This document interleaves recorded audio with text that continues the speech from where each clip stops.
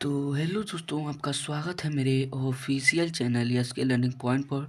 तो दोस्तों, आशा करता हूँ आप लोग एकदम मस्त और अच्छे से होंगे और एकदम आपकी बोर्ड की तैयारी एकदम बढ़िया से हो गई होगी।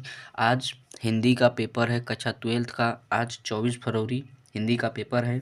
ठीक, तो मैं यही कहूँगा कि आपका पेपर एकदम बढ़िया से हो, अच्छा से हो, एकदम मस्त और अच्छे से नंबर गेन करके आइए। ठीक है, तो एकदम बढ़िया से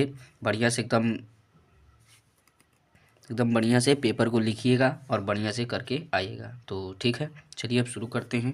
इसको भी देख लीजिएगा, इसको देखेंगे तो आपको एक माध्यम मिल जाएगा, इसमें से भी क्वेश्चन आने की संभावना है। ठीक, ये प्रतिदर्श प्रश्न पत्र है ये, यानी कि यूपी बोर्ड मॉडल पेपर है। ठीक, इसको जो यूपी बोर्ड है उसके द्वारा जारी किया गया सामान्य हिंदी पेपर है। ठीक, इसमें देखिए समय 3 घंटे 15 मिनट का रहेगा।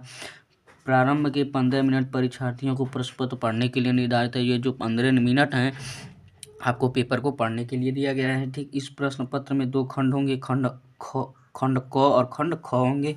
दोनों खंडों के सभी प्रश्नों का उत्तर देना आवश्यक है। ठीक है, अब देखिए खंड क हमारा आ जाता है, उसमें प्रश्न नंबर 1 का क देखिए कह रहा है शिक्षा का उद्देश्य निबंध के लेखक हैं। हमें इसमें बताना है कि जो शिक्षा के उद्देश्य से निबंध लिखे हैं वो कौन लिखे हैं। तो देखिए ये शिक्षा का जो उद्देश्य है ये कक्षा 11th में है। ठीक, यानी कि जो कक्षा 11th है उसमें चैप्टर है, चौथा नंबर चैप्टर है शिक्षा का उद्देश्य। ठीक, वही चैप्टर लिखने वाले कौन है? संपूर्णानंद है। भारतेंद्र हरिश्चंद्र नहीं है, संपूर्णानंद है, मोहन राकेश और कृष्णदास दिया है। तो क्या हुआ, शिक्षा का उद्देश्य के लेखक कौन है? तो संपूर्णानंद है, क्योंकि हम लोगों ने 11 में पढ़ चुके हैं। ठीक है, 11th में हम लोग पढ़ चुके हैं, क्या हो जाएगा? संपूर्णानंद। ठीक है, अब देखिए अब अगला क्वेश्चन कह रहा है लल्लू लाल की रचना है। अब इसमें हमें बताना है जो लल्लू लाल हैं उनकी रचना क्या है। देखिए पहला दिया सुख सागर। तो दोस्तों जो सुख सागर है, सुख सागर के लेखक हमारे सदा सुखलाल हैं। सदा सुखलाल जी लिखे हैं। सुख सागर को लिखने वाले कौन हैं? तो सुख सागर को लिखने वाले हमारे सदा सुखलाल जी लिखे हैं। दूसरा दिया प्रेम सागर। तो प्रेम सागर के लेखक हमारे कौन हैं? तो लल्लू लाल हैं। प्रेम सागर के लेखक हमारे कौन हैं? लल्लू लाल हैं। कौन है? लल्लू लाल है। इनका एक और रचना है माधव विलास। माधव विलास बहुत पूछा जाता है दोस्तों, माधव विलास इनका और रचनाएं भी हैं। ठीक है, माधव विलास भी इनकी रचना है। अब अगला दिया है परीक्षा गुरु। तो परीक्षा गुरु किनका है? तो लाला श्रीनिवास का। लाला श्रीनिवास का है। किसका है? तो लाला श्रीनिवास का है। ठीक है, यानी कि परीक्षा गुरु के लेखक कौन है? तो लाला श्रीनिवास है। अगला दिया है रानी केतकी की कहानी। तो इसके लेखक कौन है? तो इंसा अल्लाह खां है। अल्लाह इंसा अल्लाह खां है। कौन है? तो इंसा अल्लाह खां द्वारा लिखा गया क्या है? रानी केतकी की कहानी है। ठीक है, तो इसमें लल्लू लाल की रचना पूछी थी, तो लल्लू लाल की रचना क्या हो जाएगी? सेकंड हो जाएगी, यानी कि प्रेम सागर, यानी कि ऑप्शन बी हमारा क्या हो जाएगा? सही हो जाएगा। ठीक है, आशा करता हूँ आप लोग को समझ में आ रहा होगा। अब देखिए अगला क्वेश्चन कर रहा है पर्दा कहानी के लेखक हैं। पहला दिया है प्रेमचंद, दूसरा दिया है जयशंकर प्रसाद, तीसरा दिया अमरकांत और चौथा दिया यशपाल। तो देखिए दोस्तों जो पर्दा कहानी है, पर्दा का लेखक कौन है? तो यशपाल जी हैं। पर्दा कहानी के लेखक क्या हैं? यशपाल जी हैं। उसके लेखक कौन है? तो यशपाल जी हैं, यानी कि ऑप्शन चौथा सही हो जाएगा। ठीक, घ क्वेश्चन दिया है आवारा मसीहा। देखिए आवारा मसीहा में पूछ आवारा मसीहा के रचनाकार हो। तो सबसे पहले ये जानिए आवारा मसीहा क्या है। तो आवारा मसीहा हमारा जीवनी है। क्या है? जीवनी है, यानी कि आवारा मसीहा एक जीवनी है। पहला दिया है विष्णु प्रभाकर, दूसरा दिया रामवृक्ष बेनीपुरी, तीसरा दिया है राहुल साकिन्त्यांग और चौथा दिया है रांगे राघव। तो राहुल साकिन्त्यांग का नाम कब आता है? यात्रा वृत्तांत का, जहाँ भी यात्रा वृत्तांत से संबंधित रचना आता है तहाँ पर राहुल साकेन्त्यांग का नाम होता है। तो आवारा मसीहा दिया है, तो आवारा मसीहा का लेखक कौन है? तो विष्णु प्रभाकर हमारे हो जाएंगे। ठीक, अब देखिए अगला क्वेश्चन दिया है डॉ क्वेश्चन दे रहा है बाल भट्ट की आत्मकथा के लेखक कौन है। तो यानी कि बाल भट्ट की आत्मकथा के लेखक कौन है? तो सबसे पहले बाल भट्ट की आत्मकथा क्या है? उपन्यास है। क्या है? उपन्यास है। इसके लेखक कौन है? तो हजारी प्रसाद द्विवेदी जी हैं। तो पहला दिया महावीर प्रसाद द्विवेदी, दूसरा दिया सरदार पूर्ण सिंह, तीसरा दिया है वासुदेव शरण अग्रवाल और चौथा दिया हजारी प्रसाद। तो हमारे कौन है? हजारी प्रसाद द्विवेदी जी हैं, यानी कि बाल भट्ट की आत्मकथा के लेखक कौन है? हजारी प्रसाद द्विवेदी जी हैं। ठीक, अब देखिए प्रश्न दूसरा का कामायनी किस युग की रचना है। सबसे पहले हम देखेंगे कामायनी के लेखक कौन है। ठीक, कमायनी के लेखक हमारे जयशंकर प्रसाद हैं। कौन है? जयशंकर। कमायनी के लेखक हमारे जयशंकर प्रसाद हैं। अब देखिए इसमें एक और क्वेश्चन आता है कि कमायनी में सर्गों की संख्या कितनी होती है। ठीक, तो कमायनी में सर्गों की संख्या कितनी होती है? 15 होती है। ये आप लोग देख लीजिएगा, तैयार कर लीजिएगा। ठीक, अगले जो मॉडल पेपर मैंने कराया है उसमें ये क्वेश्चन आया था। ठीक है, तो देखिए जयशंकर प्रसाद यानी कि कमायनी के लेखक कौन है? जयशंकर प्रसाद। और जयशंकर प्रसाद किस युग के लेखक हैं? तो छायावाद युग के लेखक हैं। छायावाद युग के लेखक हैं। तो ऑप्शन दिया है पहला द्विवेदी युग, दूसरा दिया है छायावाद युग। तो ऑप्शन बी हमारा क्या हो जाएगा? सही हो जाएगा छायावाद युग। ठीक, और तीसरा दिया भारतेंद्र युग और चौथा दिया है प्रगतिवाद युग। तो छायावाद युग के लेखक हैं तो छायावाद युग लगा देंगे। ठीक, अब देखिए ख क्वेश्चन कर रहा है निम्नलिखित कवियों में से कौन प्रगतिवाद युग के कवि हैं? पहला दिया अग्रदास, दूसरा दिया तुलसीदास। तो तुलसीदास तो हमारे भक्ति काल के हैं। कौन है? भक्ति काल। भक्ति काल के लेखक कौन है? तुलसीदास, नंददास और चौथा दिया है रामधारी सिंह दिनकर। तो हमारे प्रगतिवाद के लेखक कौन है? तो रामधारी सिंह दिनकर है, यानी कि ऑप्शन चौथा सही हो जाएगा। ठीक, अब देखिए अगला क्वेश्चन, तारसप्तक का प्रकाशन किस वर्ष हुआ था? तो मैंने अगले वीडियो में मैंने बताया है कि तारसप्तक का पूरा मैं बताया हूँ, 4 तारसप्तक है उसका पूरा मैं सन बताया हूँ। तो इसमें भी बता देता हूँ तारसप्तक का प्रकाशन कब हुआ था? तो 1943 में हुआ था। ये पहला तारसप्तक है और इसको संपादन किसने किया था? तो हमारे अगेय जी ने किया था। किसने? अगेय जी ने किया था, यानी कि सच्चिदानंद हीरानंद वासियन अगेय जी ने किया था। तो ये हमारा पहला तारसप्तक था। अब देखिए दूसरा तारसप्तक हमारा कब है?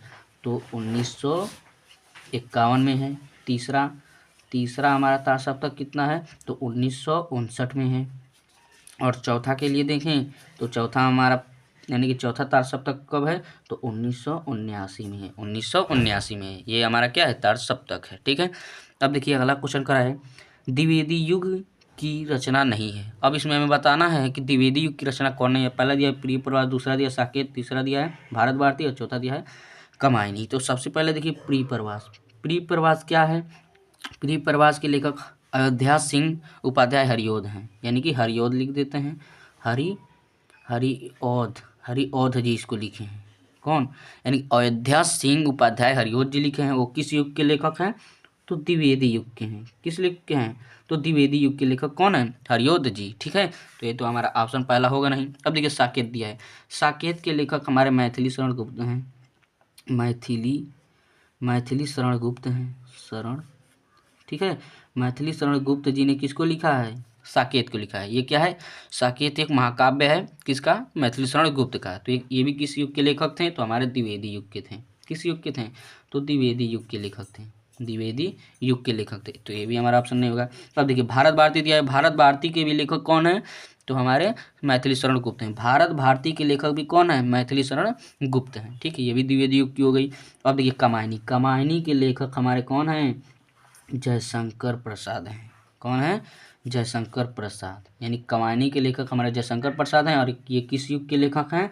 तो छायावाद युग के लेखक हैं। छायावाद युग के लेखक हैं, यानी कि ऑप्शन डी हमारा सही हो जाएगा। तो मैं पूछा था द्विवेदी युग की रचना कौन नहीं है? तो प्रिय प्रवास, साकेत और भारत भारती, ये तीनों किस युग की लेखक हैं? किस युग की रचना है? तो किस युग की है? द्विवेदी युग की है। लेकिन कमायनी हमारा छायावाद युग का है। तो हमारा ऑप्शन डी सही हो जाएगा। ठीक है, अब देखिए अगला क्वेश्चन कर रहा है अष्टछाप के कवियों का संबंध भक्ति काल की किस शाखा से है? ठीक, तो देखिए सबसे पहले हम बताएंगे कि अष्टछाप क्या है। ठीक, अष्टछाप देखिए अष्टछाप का मतलब 8 कवियों का एक संघ बनाया गया था। किसके द्वारा बनाया गया? तो बल्भाचार्य यानी कि सूरदास के गुरु। देखिए बल्भाचार्य के पुत्र बल्भाचार्य के पुत्र कौन थे? तो गोस्वामी विठलनाथ थे। गोस्वामी विठलनाथ। तो देखिए यानी जो अष्टछाप है, अष्टछाप का मतलब 8 कवियों का संग्रह बनाया गया था। किसके द्वारा? तो सूरदास के गुरु बल्भाचार्य थे। और बल्भाचार्य के पुत्र कौन थे? गोस्वामी विठलनाथ थे। तो गोस्वामी विठलनाथ के द्वारा ही अष्टछाप के कवियों का क्या किया गया था? यानी कि संग्रह करके बनाया गया था, एक संगठन बनाया गया था। तो किस युग? तो जो सूरदास थे वो किससे थे? तो कृष्ण भक्ति शाखा से थे। तो यानी कि ऑप्शन डी हमारा क्या हो जाएगा? सही हो जाएगा, कृष्ण भक्ति शाखा से है। यानी कि जो अष्टछाप है उसके उसको संगठन उस यानी कि अष्टछाप का संगठन किसने बनाया था? तो सूरदास के गुरु बल्भाचार्य के पुत्र गोस्वामी विठलनाथ, यानी कि सीधे कह देंगे अष्टछाप का जो संगठन बनाया था किसने बनाया था? तो गोस्वामी विठलनाथ जी ने बनाया था। और किस शाखा में बनाए थे? तो कृष्ण भक्ति शाखा के लिए बनाए थे। ठीक है, तो चलिए अब अगले क्वेश्चन पे चलते हैं। अब देखिए हमारा तीसरा यानी कि अगला क्वेश्चन क्या कर रहा है। अगला क्वेश्चन, तीसरा क्वेश्चन हमारा आ गया, दिए गए गद्यांश आधारित प्रश्न निम्नलिखित प्रश्नों का उत्तर दीजिए। ठीक, कह रहा है धरती माता की कोख में जो अनमूल्य निधियां भरी हैं जिसके कारण वह वसुंधरा कहलाती है, उससे कोई परिचित न होना चाहेगा। लाखों करोड़ों वर्षों में अनेक प्रकार की धातुओं को पृथ्वी के गर्भ में पोषण मिला है। दिन रात बहने वाली नदियों ने पहाड़ों को पीस पीस कर अगणित प्रकार की मिट्टियों से पृथ्वी की देह को सजाया है। हमारे भावी आर्थिक अभ्युदय के लिए इन सब की जांच पड़ताल अत्यंत आवश्यक है। ये हमारा क्या, हमारा गद्यांश दिया गया है। तो ये पहला कर संदर्भ लिखिए। तो संदर्भ किस तरह लिखेंगे? ठीक, संदर्भ किस तरह लिखेंगे हमने अगले वीडियो में भी बताया था कि प्रस्तुत गद्यांश हमारी पठित पाठ्य पुस्तक हिंदी के गद्यखंड के ये किस चैप्टर से लिया गया है? तो राष्ट्र का स्वरूप नामक चैप्टर से लिया गया है। इसके लेखक वासुदेव शरण अग्रवाल जी हैं। कौन है? तो वासुदेव शरण अग्रवाल जी हैं। ये पहला चैप्टर देखिए, धरती माता, जहाँ भी धरती माता का नाम आ जाए इसमें सबसे पहले हम पहले चैप्टर यानी कि राष्ट्र का स्वरूप पे चले जाएंगे। ठीक, यानी कि राष्ट्र का स्वरूप यानी कि वासुदेव शरण द्वारा लिखा गया ये हमारा चैप्टर है, उसी में से ये लिया गया है। ठीक है, ये हमारा किस चैप्टर से लिया गया है? तो राष्ट्र का स्वरूप नामक चैप्टर से लिया गया है। ठीक है, अब इसका जो क्वेश्चन दिया है, क्वेश्चन इसी में से हमें छांट कर लिखना है। ठीक है, अब देखिए अथवा क्वेश्चन कर रहा है अशोक का फूल। देखिए अशोक का फूल जहाँ दिख गया यानी कि वो किसका लेखक है?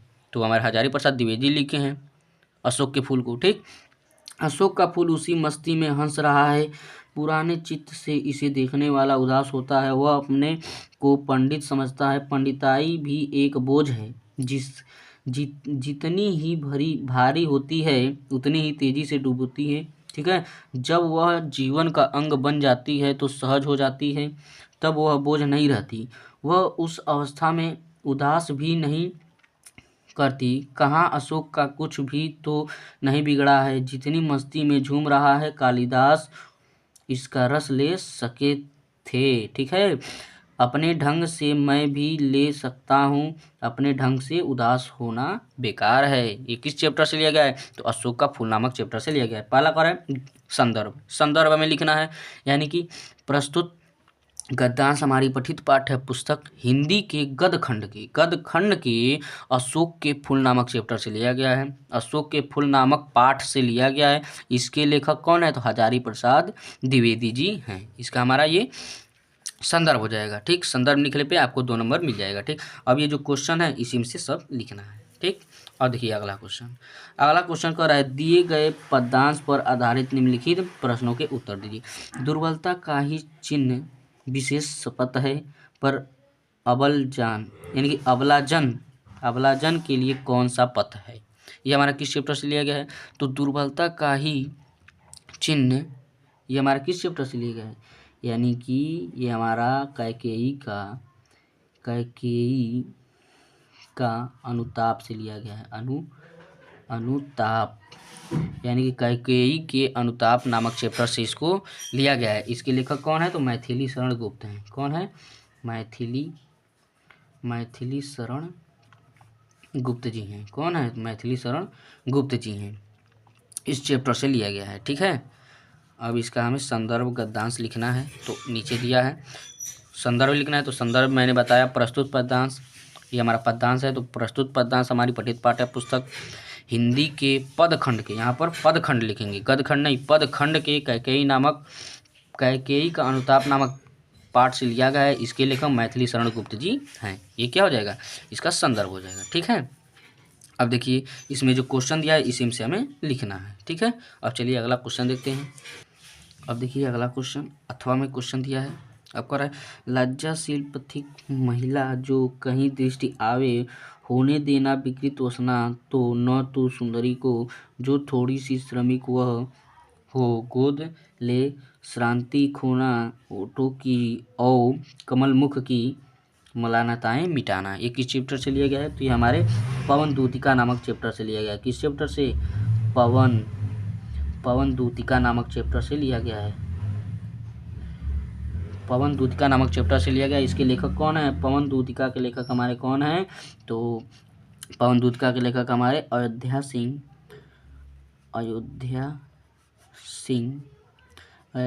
उपाध्याय हरिऔध जी इसको लिखे हैं। किसको? पवन दूतिका को। ठीक है, उस चैप्टर से ये हमें लिया गया है। इसका भी हमें पद यानी कि संदर्भ लिखना है। तो प्रस्तुत पद्यांश हमारी पठित पाठ्य पुस्तक हिंदी के पदखंड के पवन दूतिका नामक चैप्टर से लिया गया है। इसके लेखक अयोध्या सिंह उपाध्याय हरिऔध जी हैं। ठीक है, ये हमारा इसका क्या हो जाएगा? संदर्भ हो जाएगा। और ये जो क्वेश्चन है इसी से हमें छाट के लिखने हैं। ठीक, अब देखिए 5वां क्वेश्चन कर रहा है, निम्नलिखित में से किसी एक लेखक का साहित्यिक परिचय देते हुए उनकी प्रमुख रचनाओं का वर्णन कीजिए। पहला दिया है आचार्य हजारी प्रसाद द्विवेदी, मैंने बताया, कल भी बताया था। ठीक, अब दूसरा दिया एपीजे अब्दुल कलाम और तीसरा दिया वासुदेव शरण अग्रवाल। ये तो पहला चैप्टर ही है वासुदेव शरण अग्रवाल का। ठीक है, अब देखिए अगला क्वेश्चन ख क्वेश्चन कर रहा है, निम्नलिखित में से किसी एक कवि का साहित्यिक परिचय देते हुए उनकी प्रमुख कृतियों का प्रकाश डालिए। पहला दिया है मैथिली शरण गुप्त, दूसरा दिया है सुमित्रानंदन पंत और चौथा दिया है यानी तीसरा दिया है रामधारी सिंह दिनकर। यह क्या है? तो साहित्यिक परिचय हमें लिखना है। ठीक, अब देखिए 6वां क्वेश्चन आ रहा है, बहादुर अथवा पंचलाइट की कहानी के उद्देश्य पर प्रकाश डालिए। या तो बहादुर लिखिए या कहानी यानी कि पंचलाइट लिखिए, इसमें से किसी एक को लिखना है। अब देखिए अथवा दिया है ध्रुव यात्रा कहानी की कथावस्तु अपने शब्दों में लिखिए। ठीक है, इसको लिखना है। अब देखिए इसको या तो इसको लिखिए या तो इसको लिखिए, इसमें से किसी एक को ही लिखना है। ठीक, अब 7वां दिया है स्वपतित खंड काव्य के आधार पर किसी एक खंड के एक प्रश्न का उत्तर दीजिए। ये जो है खंड काव्य ये आपके जिला वाइज होता है, जिला के आधार पर आपको इसको करना होता है। ठीक है, जिस जिले में जो पढ़ाया जाता है उसको आपको करना होगा। ठीक है, अब चलिए अगला क्वेश्चन देखते हैं। अब देखिए दोस्तों हमारा खंड ख आता है, दिया है 8वां क्वेश्चन, दिए गए संस्कृत पदांशों में से किसी एक का संदर्भ सहित हिंदी अनुवाद भी करना है और संदर्भ भी लिखना है। ठीक है, ये हमारा ये दिया है तथा अथवा में भी ये हमारा क्या दिया है? गद्यांश दिया है और इसका हमें अनुवाद करना है तथा संदर्भ भी लिखना है। ये हमारा संस्कृत का है। ठीक है, अब देखिए अगला क्वेश्चन ख क्वेश्चन दिया रहेगा कि दिए गए पदांशों में से किसी एक का संदर्भ हिंदी में अनुवाद कीजिए। ये 2 देगा, इसमें से किसी एक का पदांश यानी कि अनुवाद करना रहेगा और इसका संदर्भ जरूर लिखिएगा। संदर्भ पे आपको 2 नंबर मिल जाएंगे। ठीक है, संदर्भ जरूर लिखिएगा। ठीक, अब देखिए अगला क्वेश्चन 9वां क्वेश्चन कर रहा है, निम्नलिखित मुहावरों में से किसी एक का अर्थ लिखकर वाक्य में प्रयोग कीजिए। तो पहला दिया तलवार की धार पर चलना। तो तलवार की धार पर चलने का मतलब होता है जोखिम यानी कि बहुत कठिनाइयों वाला काम करना है। तो लिख सकते हैं जोखिमपूर्ण कार्य करना। ठीक है, जोखिमपूर्ण कार्य करना या जोखिमपूर्ण स्थिति में होना। ठीक है, अब देखिए इसका हम लोग मीनिंग में कर देंगे। जो पुलिस होते हैं या कोई अधिकारी होते हैं वो जोखिमपूर्ण कार्य करते हैं यानी कि तलवार की धार पर चलते हैं। ठीक है, अब टका सा जवाब देना। टका सा जवाब का मतलब होता है किसी से कड़वा बात करना। ठीक है, तीखा या कड़वा बात करना, तीखा या कड़वा बात करना, तीखा या कड़वा बात करना या तीखा या कड़वा जवाब देना। ठीक है, दाल में काला होना, ये तो सब कोई जानते हैं। दाल में काला होने का मतलब संदेह होना। क्या होना? संदेह होना, शक होना। ठीक है, अब देखिए अगला दिया है नमक मिर्च लगाना। नमक मिर्च लगाने का मतलब बढ़ा चढ़ा कर बोलना। कोई बात छोटी होती है लोग बड़े चढ़ा कर बोलते हैं यानी कि बढ़ा चढ़ा कर बोलना। ठीक है, अब इसका वाक्य में प्रयोग तो बहुत आसान होता है, वाक्य में प्रयोग करके बता देंगे। ठीक है, अब चलिए अगला क्वेश्चन देखते हैं। अब देखिए 10वां क्वेश्चन आप लोगों का अपठित गद्यांश का आना है यानी कि 10वां क्वेश्चन कर रहा है अपठित गद्यांश पर आधारित निम्नलिखित प्रश्नों का उत्तर दीजिए। ये अपठित गद्यांश आएगा, इसी में से छांट के आपको आंसर को लिखना होगा। यानी कि इसमें ये भी दिया रहेगा, इसके अथवा में भी दिया गया, आपको जो आसानी लगे उसमें से आपको करना है। और ये जो 3 क्वेश्चन दिए गए, ये 2 नंबर, ये 2 नंबर और एक 1 नंबर का, यानी कि पहला 1 नंबर का दिया है, दोनों 2 नंबर का रहेगा। और इसको आपको इसमें से खोज के ही, यानी कि इसमें से ढूंढ कर क्या करना है, आंसर देना है। ठीक है, ये 2 दिया रहेगा, इसी में से खोज के आपको आंसर को देना है। ठीक है, अब चलिए अगला क्वेश्चन देखते हैं। अगला ही ग्रामर क्वेश्चन का है, निम्नलिखित शब्द युग्मों का सही अर्थ चयन करके लिखिए। यानी कि निम्नलिखित शब्द युग्मों का सही अर्थ चुन कर लिखना है। तो देखिए, पहला दिया वसन व्यसन। वसन का मतलब क्या होता है, वस्त्र होता है या कपड़ा होता है। वसन का मतलब वस्त्र या कपड़ा होता है। और व्यसन, व्यसन का मतलब क्या होता है, हैबिट, यानी कि क्या होता है, आदत होता है। तो हमारा वसन, वसन का मतलब वस्त्र, वस्त्र हमारे यहाँ पर है। और व्यसन का मतलब आदत, यानी कि ऑप्शन सी सही हो जाएगा। ठीक, देखिए अगला क्वेश्चन। अगला क्वेश्चन कर रहा है, अगला क्वेश्चन दिया है, देखिए अम्बुद। अम्बुज दिया है और अम्बुद दिया है। अम्बुज, अम्बुज का मतलब होता है कमल। क्या होता है, अम्बुज का मतलब, अम्बुज का मतलब कमल होता है। और अम्बुद का मतलब क्या होता है, बादल होता है। क्या होता है, बादल। यानी कि अम्बुज, अम्बुज का मतलब कमल हो जाएगा और अम्बुद का मतलब बादल हो जाएगा, यानी कमल और बादल हो जाएगा। ऑप्शन सी है इसका भी सही हो जाएगा। ठीक है, अब देखिए अगला क्वेश्चन, ख क्वेश्चन करें, निम्नलिखित शब्दों में से, देखिए निम्नलिखित शब्दों में से किसी एक शब्द के 2 अर्थ लिखिए। इसमें से किसी, यानी कि इसी में से किसी 2, यानी कि एक शब्द को उठाना है और 2 अर्थ लिखना है। देखिए पहला अंबर दिया है। अंबर का मतलब हमारा आसमान होता है। क्या होता है, आकाश लिख लिए, आकाश हो जाएगा। और एक क्या हो जाएगा, अंबर का मतलब एक क्या होता है, वस्त्र भी होता है। अंबर का मतलब वस्त्र भी होता है। ठीक, अब अगला दिया पट। पट का मतलब भी वस्त्र होता है, वस्त्र होता है। और एक क्या होता है, कपड़ा होता है। क्या होता है, कपड़ा होता है। अब देखिए अगला दिया है विधि। विधि का मतलब क्या होता है, विधि का मतलब भाग्य होता है। क्या होता है, भाग्य। विधि का मतलब भाग्य हो जाएगा। एक क्या हो जाता है, ब्राह हो जाता है। क्या हो जाता है, ब्राह। ठीक है, अब देखिए अगला नाग दिया है। नाग का मतलब क्या हो जाता है, नाग का मतलब हमारा सर्प हो जाता है, यानी कि सांप हो जाता है। और सांप, सांप हो जाता है। और एक नाग का मतलब क्या हो जाता है, हाथी का मतलब भी सांप हो जाता है। ठीक, ये हमारा इसका अर्थ हो जाएगा। अब देखिए गौ क्वेश्चन कर रहे हैं, निम्नलिखित वाक्यांशों के लिए एक शब्द का चयन करके लिखिए जो आंखों के सामने हो, जो आंखें के सामने हो, यानी कि प्रत्यक्ष रूप से हमारे आंखों के सामने हो। तो अपना आंसर क्या हो जाएगा, बी सही हो जाएगा। आंखों के सामने हो यानी कि प्रत्यक्ष। ठीक, अब देखिए दूसरा क्या रहा है, जानने की इच्छा रखने वाला। जो जानने की इच्छा रखने वाला रहता है वो क्या होता है, जिज्ञासु होता है। यानी कि ऑप्शन सी हमारा सही हो जाएगा, जानने की इच्छा रखने वाला यानी कि जिज्ञासु। ठीक है, अब देखिए अगला क्वेश्चन, घ क्वेश्चन कर है, निम्नलिखित में से किन्हीं 2 वाक्यों को शुद्ध करके लिखिए। देखिए यहाँ पर कर, तुम तो कुर्सी पर बैठे हो। तो इसका आंसर क्या हो जाएगा, तुम कुर्सी पर बैठे हो। इसका क्या हो जाएगा, तो देखिए तुम तो कुर्सी पर बैठे है, इसका मतलब क्या हुआ, इसका होगा तुम कुर्सी पर बैठे हो। क्या हो जाएगा, तुम कुर्सी पर बैठे हो। केवल इसमें थोड़ा सा मॉडिफाई करके बढ़िया से लिखना होता है। ठीक है, इसमें से जो गलत दिया रहता है उसको सही करना होता है। ठीक, यानी कि तुम तो कुर्सी पर बैठे है दिया है, तुम कुर्सी पर बैठे हो। ठीक, यानी कि तो को हटा देंगे और है की जगह पे हो कर देंगे। ठीक, अब देखिए अगला कर है, इस सरोवर में अनेकों कमल खिले हैं। देखिए कहीं भी अनेकों नहीं लिखा जाता है, इस सरोवर में अनेक क्या हो जाएगा, अनेक। अनेकों को हटा देंगे, अनेक लिखेंगे। क्या लिखेंगे, अनेक। यानी कि इस सरोवर में अनेक कमल खिले हैं। ठीक, अब तीसरा दिया है, सम्मेलन में कवयित्री ने भाग लिया है। कवयित्री नहीं होता है दोस्तों, क्या होता है, कवयित्री होता है। कवयित्री होता है, क्या होता है, कवयित्री होता है। ठीक है, अब देखिए कह रहा है, कृपया अनुमोदन करने की कृपा करें।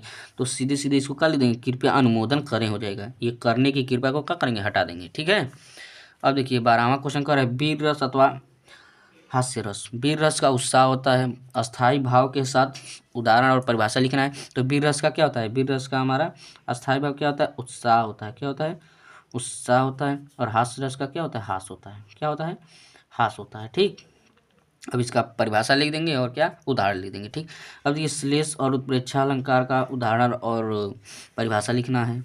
ठीक है, तो ये लिख लेंगे, दोहा और सोरठा। इसमें से किसी, या तो श्लेष लिखिए, या तो उत्प्रेक्षा लिखिए, या तो दोहा लिखिए, या तो सोरठा लिखिए। इसमें से किसी एक को लिखना है और उसका उदाहरण सहित व्याख्या करना है।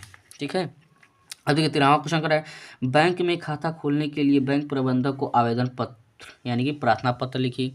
यानी कि अपने बैंक में खाता खोलने के लिए, ठीक है, प्रबंधक को आवेदन पत्र लिखना है। ठीक, अथवा में दिया है शहर में फैली संक्रामक बीमारी की तरह जिलाधिकारी का ध्यान आकर्षित करने के लिए आवेदन पत्र या प्रार्थना पत्र लिखिए। ठीक है, आपके शहर में यानी कि बीमारियां फैल रही हैं, उसके लिए प्रार्थना पत्र लिखना है। अब देखिए 14वां क्वेश्चन कर रहा है निम्नलिखित विषयों में से किसी एक पर अपनी भाषा शैली में निबंध लिखिए। यानी कि निम्नलिखित विषयों में से किसी एक पर अपनी भाषा शैली में निबंध लिखना है। यानी कि पहला दिया है निबंध में दिया है देश में बेरोजगारी की समस्या पर निबंध लिख सकते हैं, आतंकवाद की समस्या पर और समाधान पर लिख सकते हैं, वृक्षारोपण का महत्व पर लिख सकते हैं, वृक्षार्थी और राजनीति का लिख सकते हैं, और देश की समृद्धि और विकास में समाचार पत्रों की भूमिका पर आप लोग क्या कर सकते हैं, निबंध लिख सकते हैं। इसमें आपको जो एकदम बढ़िया से आए उसको आपको लिखना है। ठीक है, तो ये हमारा पेपर था दोस्तों, जो यूपी बोर्ड मॉडल पेपर यानी कि यूपी बोर्ड द्वारा जारी किया गया था। तो आशा करता हूँ आपको समझ में आया होगा। तो इस वीडियो में मैं विदा लेता हूँ और आशा करता हूँ आप लोग एकदम अच्छे से बढ़िया से पेपर दे के आएंगे। तो जय हिंद दोस्तों, मिलते हैं अगले वीडियो में। आप लोग जाइए और तैयार होकर खाना वाना खा के एकदम बढ़िया से अच्छे से जाइए और पेपर दे के आइए। ठीक है, मिलते हैं अगले वीडियो में।